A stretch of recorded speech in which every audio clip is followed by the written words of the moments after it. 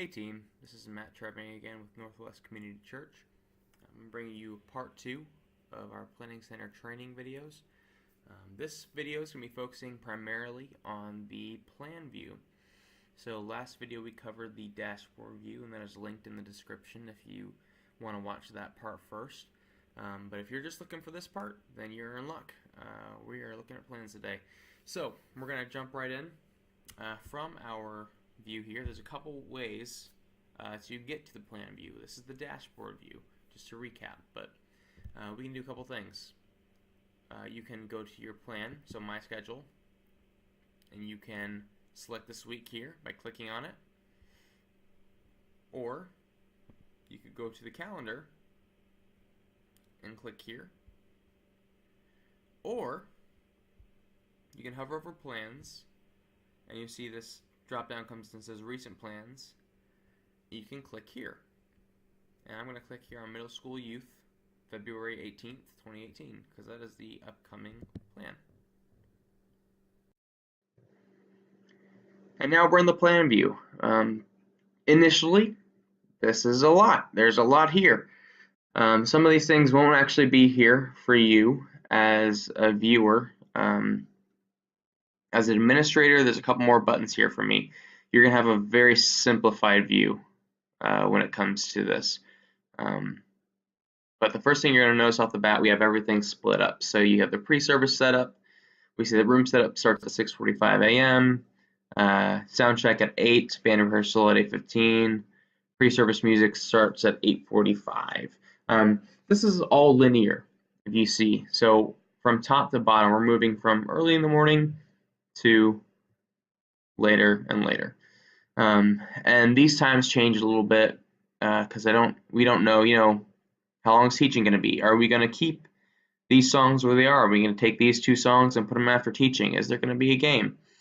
All these things can have time added to them. But at this moment, you can follow the service linearly and see that we split into small groups at about 9:50 a.m. Which actually gives a good 25 minutes for small groups, which is really great for most mornings. You can also see here in the worship service the songs. This week we have God of Our Salvation, Jesus Paid It All, and Oh Come to the Altar. Really great songs. Might see some key changes here. This might go to key of A. That's extraneous though. We don't need that information. But you can see everything right here. If you need to print any of these songs, you go over here. You see my little arrow here to the right side of the page, and you hover over these gray boxes, and there are actually drop downs that show up when you do that.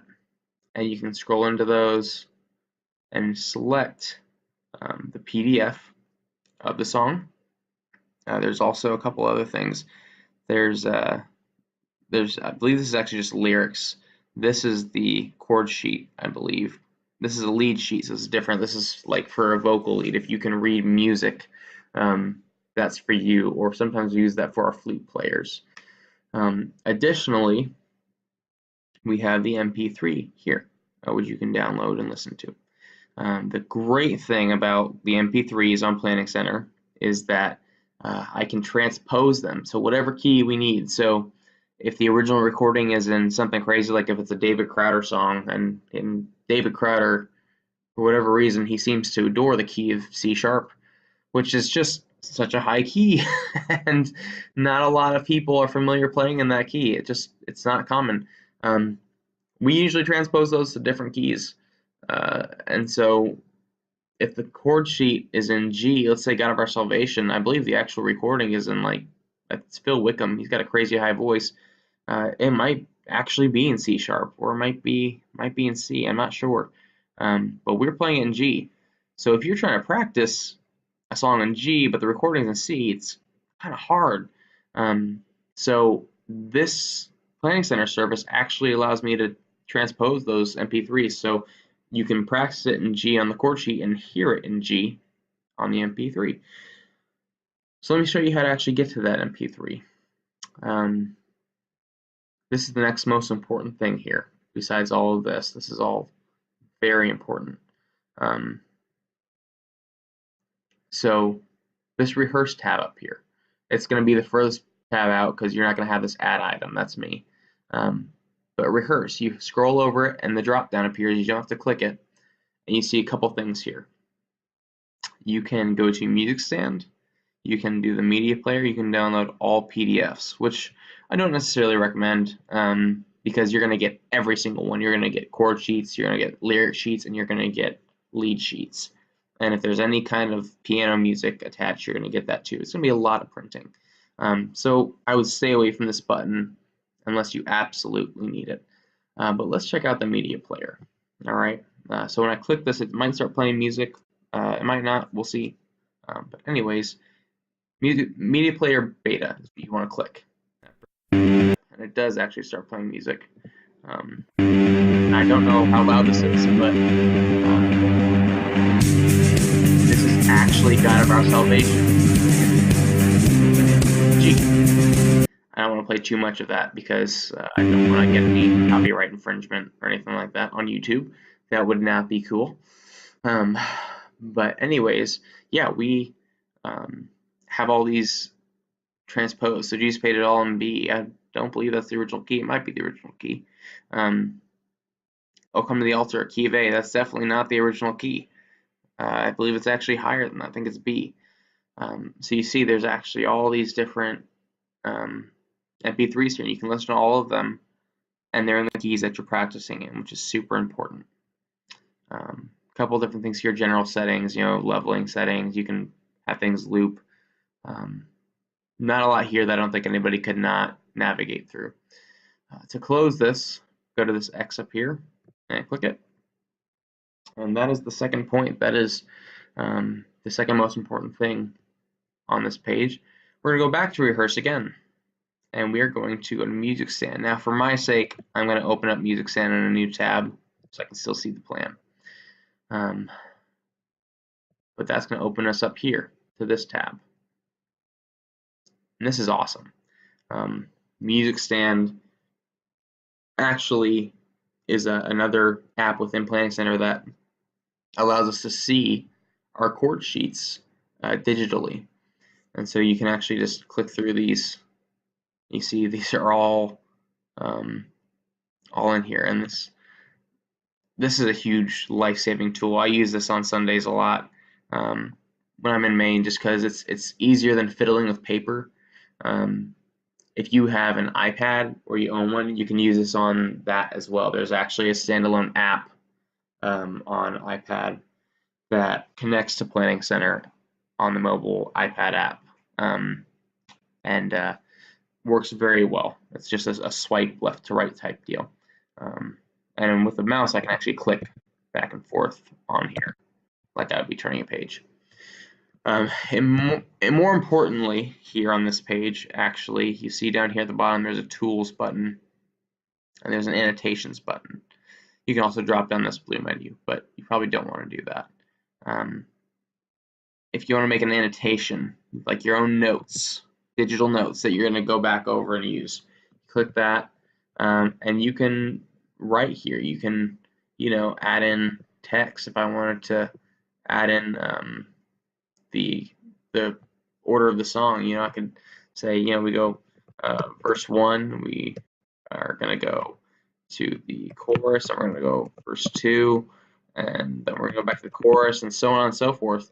You can put those lyrics anywhere you want, essentially. You can draw if you feel you must. If I felt like I needed to draw on here and highlight something, I could do that. I can also undo, obviously. I believe that's what this does. Yeah, just takes away whatever I just did. If you feel like you need to write it out with your finger on the iPad, this is a lot of this functionality is for the iPad. Just you can write here little notes like hey, to bridge last time, and right here, and do like an arrow that says, oh, to bridge last time, and that's going to help out a lot. Let's delete all of this. But that's annotations. Now, you are not the only person that can do annotations, and your annotations are not only visible to you, so remember that everyone can see your annotations. And this is how you go about doing that. Whoops. Click on this again. That's how you get out of it. You click on the annotations button again. If I go to settings down here, two things I can do. If I'm a flautist and I need a different PDF, I can pick any of these here and like let's say I wanted the G's God of Our Salvation lead and hit accept. We're gonna load, and instead I have the lead sheet up for God of Our Salvation.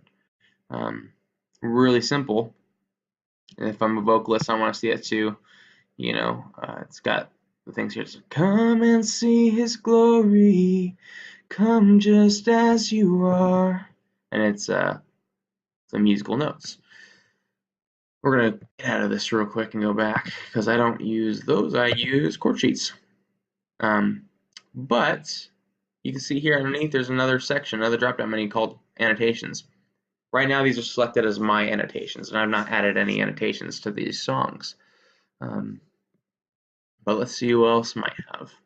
So we see William Brown, Paul Rem, Scott Lachine. Let's see Scott Lachine's annotations for the chord sheet of God of Our Salvation. And he doesn't actually have any. That's all right. Let's see if somebody else does. Maybe Tyler has annotations. Yes, so he does. So you see here he's added in these purple letters. And this is just the order of the song, basically. It's showing anybody who's playing, hey, this is our roadmap, so nobody gets confused. And what you'll usually do is you'll want to select your worship leader's annotations. Unless you've made your own and you feel like following your own annotations, you feel like that's going to work better for you, do that instead. But remember to make them first and to select them. Once you select them, you can also always deselect them. I select my annotations again, and they go away. But that is all we need to know for music stand. The last thing here, you may or may not be able to see this, and this might be extra, but you can see who all is scheduled for this weekend, and who you're worshiping with, who you're playing with. So it's an easy way to kind of get an idea of what's going on. But that is it. There is nothing else, I think, on this plan view to check out. And yeah, I appreciate you guys tuning in to check out this training. I'll see you guys in the next part, which will be checking out your personal settings. So that's going to be an important one if you want to set different availability and whatnot. But anyways, guys, tune in to the next one. It should be part 3. And if you have any questions on this that I didn't answer, please email me or just comment down below in the comments as well. Thanks, guys. Bye.